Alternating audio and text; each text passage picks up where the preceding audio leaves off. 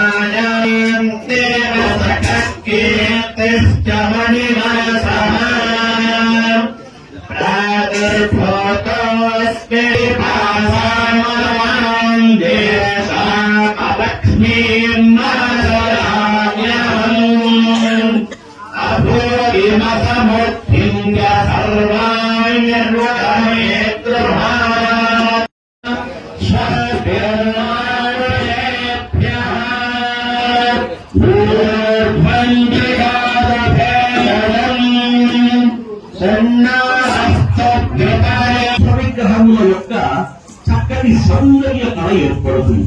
ఈ విగ్రహం పొందేటువంటి దోషాలు పోతాయి. చెప్పండి. వక్రతుండ మహాకాయ కోటి సూర్య సమప్రభ సమర్పయామి. తమేవ మాజమ్యావం యజమానావం నారాయణావం నావం వాసనాయామే వినియోగః. అందరూ కూడా కూర్చునే వాళ్ళు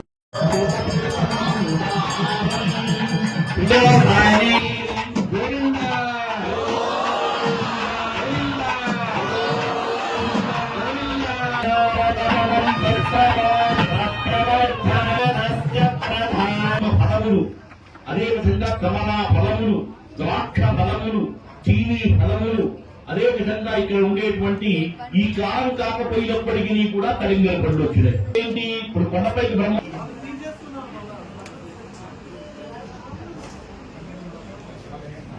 12 రకాలు ఉన్నాయి. ఒకటి కాదు అండి, 12 రకాలు. మరి కాలం కాని కాలంలో ఎక్కడ పట్టుకొచ్చారో చూడగలి మరి తెలియదు. ఇవన్నీ కాలం కాదు, కాలానుసారంగా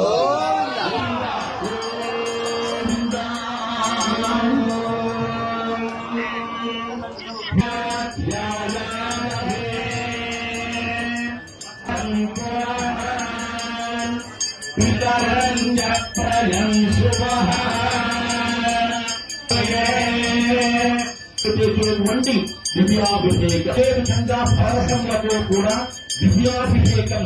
అదుగు మూలవరులు వెంకటాచల పరబ్రహ్మ, ఇటుపక్క మహాలక్ష్మీదేవి, అటుపక్క భూమి జగన్యాయకుడు.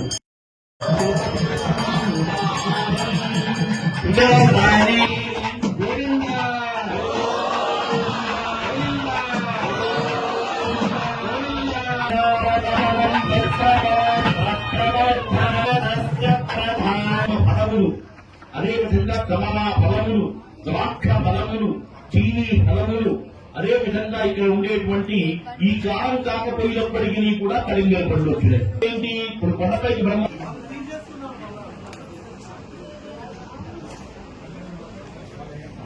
12 రకాలు ఉన్నాయి. పని కాదుండి 12 రకాలు.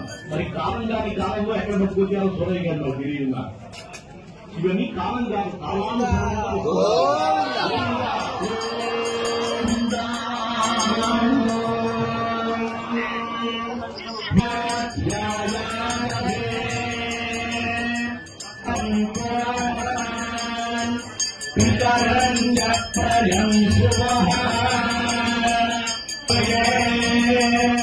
చేసేటువంటి దివ్యాభిషేకం. అదే విధంగా పరవశములతో కూడా దివ్యాభిషేకం. అదుగు మూలవరులు వెంకటాచల పరబ్రహ్మ, ఇటుపక్క మహాలక్ష్మీదేవి, అటుపక్క భూమి జగన్యాయకుడు.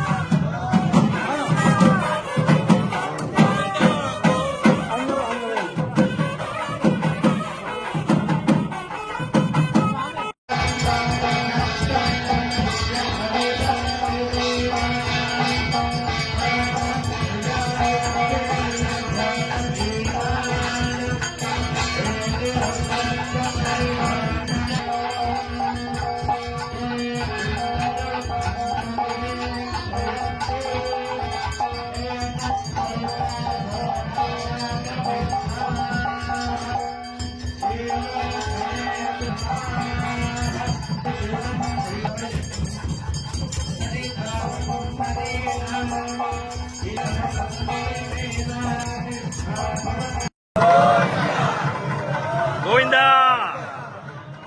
గోవిందా గోవిందా గోవిందా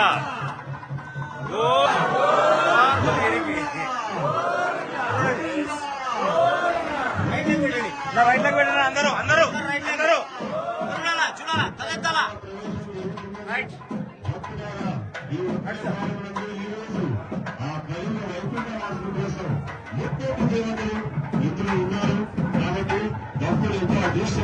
పైన కూడా చూడండి, పక్కన చూడండి.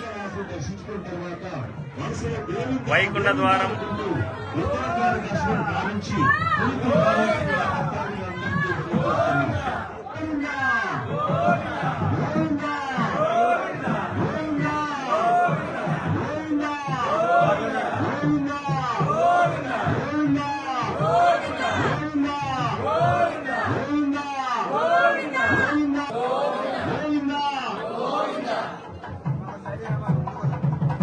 రండి చేయండి.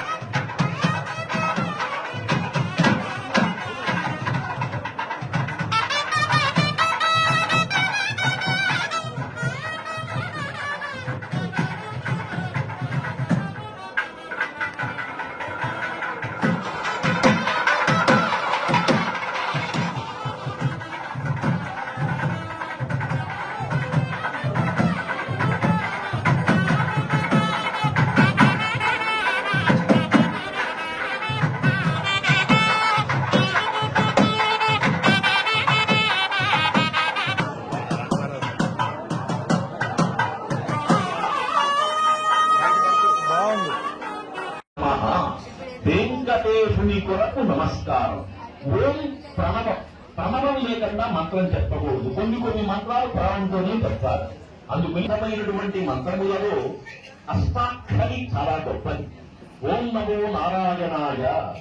ఈ అష్టాక్షరి మంత్రాన్ని రామానుజాచార్యులు ఎవరికి చెప్పకూడదు. నీ తల 1000 వందలు. అయ్యా నా తల పోయింది కానీ ఈ మంత్రం మీద మనకు ముక్తి కలుగుతుంది కాబట్టి చెప్పేస్తానన్నాడు.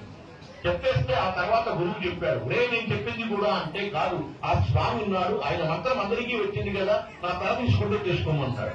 ఏమీ కాదు. ఆ విధంగా నారాయణ మంత్రం విశ్వవ్యాప్తం. అందుకే అన్నమయ్య నారాయణ మంత్రానికి సంబంధించినటువంటి కీర్తనలు అత్యద్భుతంగా రాశారు. నారాయణుడు అంటే వైకుంఠంలో ఉండేటువంటి వారు. అలా భిన్న రూపాలు ఇవన్నీ. రాముడు గాని కృష్ణుడు గాని వెంకటేశుడు సాక్షాత్తుగా కలియుగంలో మహాదైవం. అంతర్యుగంలో నృసింహుడు, త్రేతాయుగంలో రాముడు ఇది పోగొట్టేవాడు. ఇది లక్షల మంది కోట్ల మంది ఎందుకు పెడుతున్నారంటే ముందు పాపం పోగొట్టుకోవడానికి. మనలో రకరకాల ధనానికి సంబంధించింది, అధికారానికి సంబంధించింది, మనం కోసం కొండ ఎక్కితే కొండ అంతా కూడా. అందువల్ల 7 కొండలు ఉన్నారు. ఒక కొండ కాదు, 2 కొండ కాదు.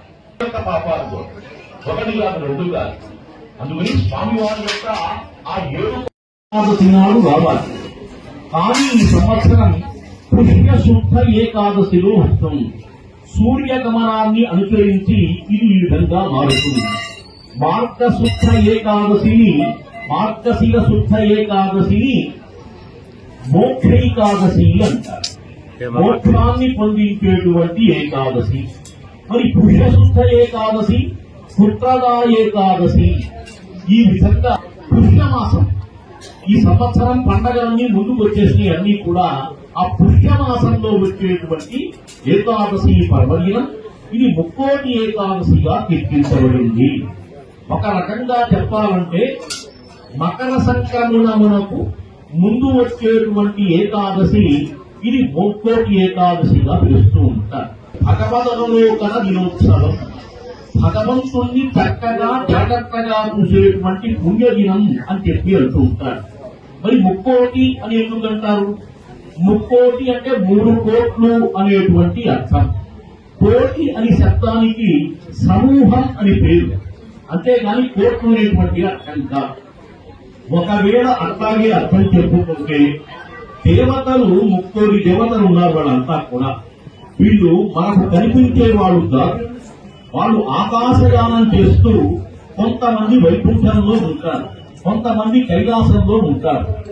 కొన్ని లోకాల్లో తిరుగుతున్నటువంటి వాళ్ళై ప్రపంచంలో భక్తజనులందరికీ అనుగ్రహాన్ని ప్రసాదిస్తూ ఉంటారు. ఎవరయ్యా అంటే చెబుతున్నారు ఇక్కడ. దీంట్లో ద్వాదశాదిత్యులు. మన కనపడటానికి సూర్యుడు ఒక్కడే ఉంటాడు, కానీ 12 మంది సూర్యుడు ఉన్నారు. ఈ సూర్య వివరణ మనకి రథసప్తమి నాడు తెలుస్తుంది. ఓం పూషాయ నమః. పూష దాంట్లో ఒక ఆయన, గవస్తి ఇటువంటి వాళ్ళు చాలా మంది ఉన్నారు. మనకు కనిపించేటువంటి సూర్యనారాయణుడు మాత్రం ఒక్కడుగా కనిపిస్తాడు. అదే విధంగా ఏకాదశ రుద్రుడు. రుద్రుడు అంటే శివుడు. వాళ్ళు 11 మంది ఉన్నారు మొత్తం కూడా. ఆ రుద్ర సంహిత చెప్పేటువంటి అది. అందుకని ద్వాదశాదిత్యులు, ఏకాదశ రుద్రులు, అష్ట వసువులు. వసువులు వీళ్ళు కూడా దేవతలు. వీళ్ళను గురించి తెలియాలంటే భీష్ముడు ఒకటి. వీళ్లలో భీష్ముడు అష్టవసువుల ద్వారా జన్మించినటువంటి పుణ్యాత్ముడు. తరువాత అశ్విని దేవతలు 2. వీళ్ళు కలిస్తే 32 మంది అవుతారు. వీళ్లను కాస్త క్రమక్రమంగా దేవతాక్రమం లెక్కేసుకుంటూ వస్తే అన్ని లోకాల్లో కూడా 30 దేవతలుగా కీర్తించారు.